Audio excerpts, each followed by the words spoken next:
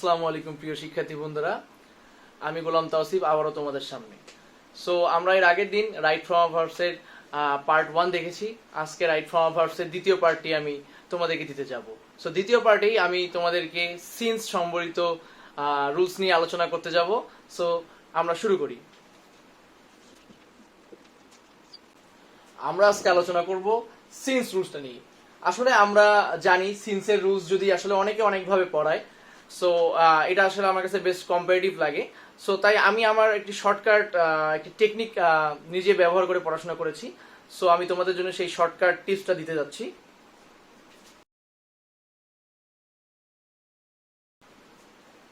So আমি খুব শর্টকাটে একটি চিত্রের মাধ্যমে তোমাদেরকে বোঝানোর চেষ্টা করছি। সিন্স অর্থাৎ কোনো বাক্য মাঝে যদি সিন্স থাকে, আসলে এই রুলসটা কিরকম হবে। অর্থাৎ আমি এখানে লিখে বুঝিয়েছি, সিন্সের প্রথম অংশটি যদি প্রেজেন্ট ইনডিফিনিট টেন্সে হয় অথবা সিন্সের প্রথম অংশটি যদি প্রেজেন্ট পারফেক্ট টেন্সে হয়, তাহলে পরের অংশটা সব সময় পাস্ট ইনডিফিনিট হবে। আসলে তোমাদের বুঝতে একটু সমস্যা হচ্ছে, আমি একটা এক্সাম্পল দেই, তারপর তোমাদেরকে আরো ভালো করে বোঝাবো।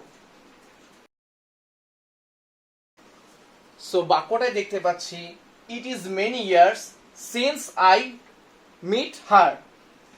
সো সিন্স সম্বলিত বাক্য এর প্রথম অংশটা আমরা দেখতে পাচ্ছি ইট ইজ মেনি ইয়ার্স, অর্থাৎ এই বাক্যের প্রথম অংশটা প্রেজেন্ট ইনডিফিনিটে আছে। সো প্রেজেন্ট ইনডিফিনিটে যদি কোনো বাক্যের প্রথম অংশ থাকে সিন্স সম্বলিত, তাহলে পরের অংশটা আমরা করব পাস্ট ইনডিফিনিটে। এটা আমাদের রুলস থেকে জানি। সো এটার অ্যান্সার হবে met. So it is many years since I met her. এখানে met কেন হলো? আসলে রুলস অনুযায়ী প্রথম অংশটা যদি সিন্সের প্রথম অংশটা যদি প্রেজেন্ট ইনডিফিনিট হয়, পরের অংশটা অবশ্যই পাস্ট ইনডিফিনিট হবে, এবং পাস্ট ইনডিফিনিটের স্ট্রাকচার অনুযায়ী এখানে মিট বোঝায় সাবজেক্ট প্লাস ভার্বের পাস্ট ফর্ম। তোমরা আমার এই পার্সোনাল স্পিচের ভিডিওতেই দেখতে পাবা যে প্রত্যেকটা টেন্সের স্ট্রাকচার কিরকম হয়। এখন আমি আরেকটি উদাহরণ দিয়ে তোমাদেরকে বোঝাতে যাব।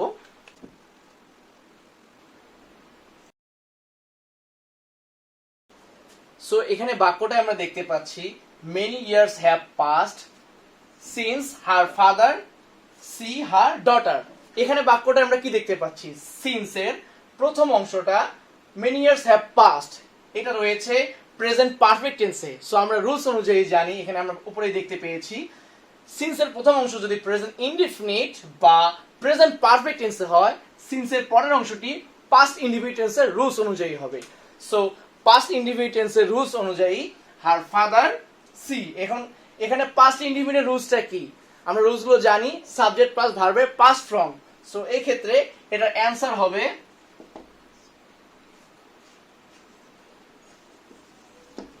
saw. Many years have passed since her father saw her daughter. এ থেকে আমরা দেখতে পেলাম যে সিন্স সম্বলিত যে কোনো যদি কোনো প্রশ্ন যদি আমাদের কাছে আসে, তাহলে আমাদেরকে প্রথমত খেয়াল রাখতে হবে সিন্সের প্রথম অংশটি কোন টেন্সের রুলস অনুযায়ী আছে এবং পরের অংশটি কোন টেন্সে করতে হবে। সো এখানে আমরা দেখতে পাচ্ছি সিন্সের প্রথম অংশটি আমাদের এই রুলসটাকে সিদ্ধ করেছে, অর্থাৎ সিন্সের প্রথম অংশটি প্রেজেন্ট পারফেক্ট টেন্সে আছে, তাহলে সিন্সের পরের অংশটি অবশ্যই পাস্ট ইনডিফিনিট হবে। পাস্ট ইনডিফিনিট হওয়ার কারণে এখানে সো বসতেছে। সো সিন্সের প্রথম রুলসটা গেল, এখন আমরা সিন্সের দ্বিতীয় রুলসে যাব। সো সিন্সের দ্বিতীয় রুলসটা আমরা দেখতে পাচ্ছি, সিন্স সংবলিত কোনো বাক্যের প্রথম অংশটি যদি পাস্ট ইনডিফিনিট হয়, পরের অংশটি হবে পাস্ট পারফেক্ট টেন্সে। সো এখন আমরা এই সিন্সের এই রুলস দিয়ে একটি এক্সাম্পল দেখব।